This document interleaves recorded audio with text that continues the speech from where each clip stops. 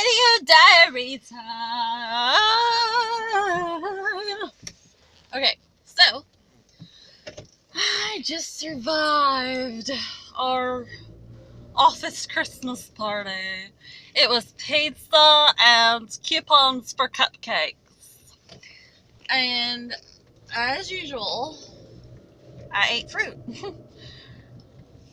And I'm sure I got to leave early because they said we didn't have to be there, so I left. And I'm sure they're talking about me right now, which is fine because they don't get it. And what's so fucked up is they were all talking about back problems and knee problems and hip problems and talking about how their husbands are on low carb diets and they hate bread. And I'm like, oh, these poor people. Ugh, they just don't know. And I'm not going to tell them anymore. From now on, I'm charging $60 an hour for my advice because I do have something very valuable to say. So if anybody wants my advice, you have to pay me. I'm not saying anything anymore. I'm keeping it to myself. But one day somebody's going to want to know what the hell it is I'm doing. I already feel like I look pretty good compared to someone else my age. And I was a smoker for 15 years. And I abused Vicodin for years. You know, and I still have better skin. Still. I've got some areas right here, but this is from my liver.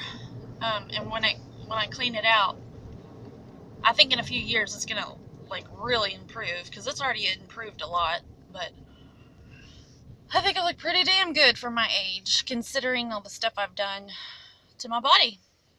And it's all because of raw food, raw fruits and vegetables. Ain't nothing else but that. People don't understand. And they think I eat the same thing every day. No, you eat the same thing every day. You eat meat and cheese every day. And sometimes you'll have eggs and milk. But you don't eat bread, barely. Or, okay, so you have meat, cheese, and bread. A bun. Or a taco shell. Or a tortilla. Or chips. French fries. You're the one eating all the same things. Pizza is bread, meat, and cheese. And maybe a little bit of vegetables. But they have like zero nutrition content because most of these places have really crappy frozen prepackaged shit. It's faux food. It's faux food. It's like fake fur, but it's fake food. It's fake. I want to be real and I want to be truly beautiful on the inside, of course, and then the outside will radiate through that. I know it. I know it will. If you're ugly on the inside, there's no way. I don't care how much makeup you invest in. I don't care about your spray tan or your fake highlights or Kim Kardashian's fucking mink eyelashes, that cunt. I read in a magazine, that stupid bitch. She's so psycho that she actually has them take pictures of the mink before they sell her eyelashes from these animals. She's fucking psycho. I can't wait till she dies. I hope she dies soon. I wish she would have died during her pregnancy. She's so fat and nasty. Ugh. Your body's doing that because of your eating habits, you nasty bitch. I can't believe somebody would do that to a beautiful animal for eyelashes. Jesus. How pathetic are you? You are what's wrong with the world. I have a whole chapter about Kim Kardashian. She used to be pretty. Now she's gotten too much cosmetic shit done. And she's getting ugly. And that's another thing. I don't want to have to get Botox. I don't want to have to get fillers. I'm going to eat fruits and vegetables, damn it. And I'm going to radiate beauty from the inside out. My very cells will be beautiful. Now if I could just work on my attitude. I do have an attitude sometimes. simply because I've got a lot of anger in me from the way my father died, the way his mother died, the way his sister had to have, it was either her ovaries or cervix. I'm not that close to that side of my family, but she had cervical or ovarian cancer. Hell, it may have been uterine. But I know she had to have stuff removed, and she can't have children. Because she had cancer. And then his mom died of a brain tumor. And then my father died of dementia. He was diagnosed when I was 11 years old and died when I was 15. Like, that shit hit him fast. And the doctors, we didn't have insurance, so we went to Charity Hospital, Ben Taub.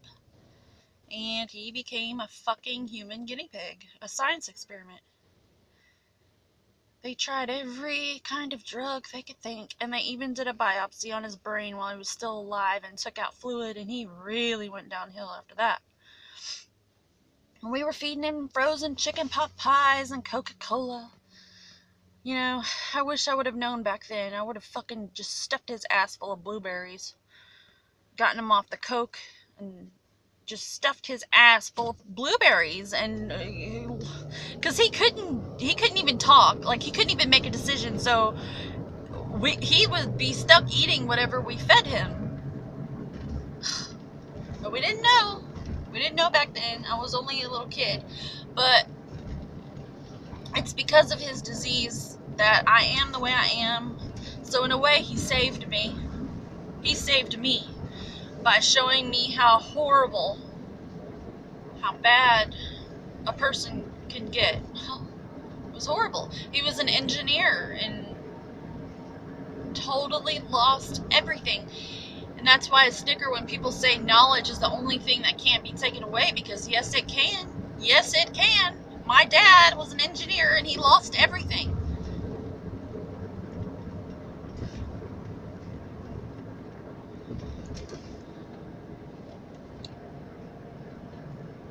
He was a good man, but I think his heart was broken because of how his life ended up. He had so much potential, and he ended up working his ass off, coming home to a depressed wife. I love you, Mom. I'm sorry, but you know you were depressed. A depressed wife on Prozac. She was overweight, and he would come home to that and me, and he already thought women were stupid, and of course he had to have a daughter. I always tried to be a boy for him. I always tried to be tough for him because I knew deep down he thought women were stupid.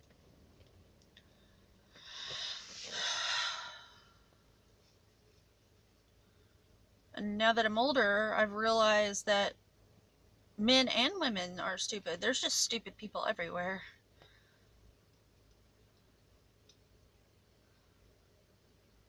But it's because of him that I've learned a lot about disease prevention and what causes the body to get sick. I know a lot of it's mental, but most of it's what you're eating. Like, I would say 80% of it. Even Dr. Greger says you can out-eat your genes. And Africa is proof of this, because in Africa they carry the biggest gene for Alzheimer's, and hardly any of them have it, because hardly any of them eat meat and dairy. They eat, artery clogging foods. They don't eat food like that like they do here. When you eat artery clogging foods, you reduce the blood and oxygen to your brain, your penis, your heart, everything. Everything falls apart. But if you eat low-fat, plant-based diet, oh, you could reverse practically anything.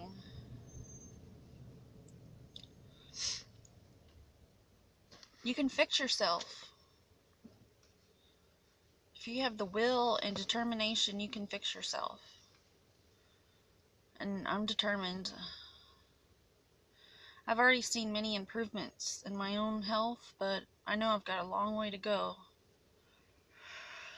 Tomorrow I have a consultation with a naturopath doctor who's going to help me get in with a naturopath dentist to get these amalgam fillings out. because I think it's causing me to have an autoimmune disease reactions. My mouth is burning. I've got bubbling and gurgling in my mouth. My tongue gets numb. Um, I've got this pain in my liver, gallbladder, pancreas area. I don't know. I've avoided doctors like the plague because all they seem to want to do is write prescriptions for things. They don't want to actually sit you down and actually give you the chance to hear the truth because they don't believe in anybody. They don't believe in anybody. They think that we're all just too lazy to change. If they would just give us the information, we could at least have the choice. We could at least have the chance to change. I choose to change. I can change. I have changed. I don't want no pain pills for my pain. My pain is a freaking message from my body saying something's wrong and I need to pay attention to it and figure out by the process of elimination what the fuck's causing it. Because it's not just there for no reason. It's a signal. It's my body's way of talking to me and saying, hey, look, there's a problem here. You need to make some changes or we're going to have bigger problems.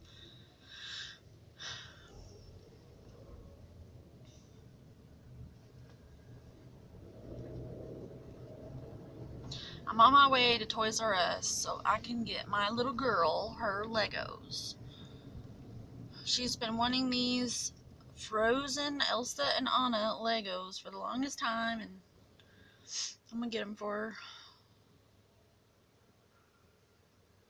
They're gonna be all over the floor.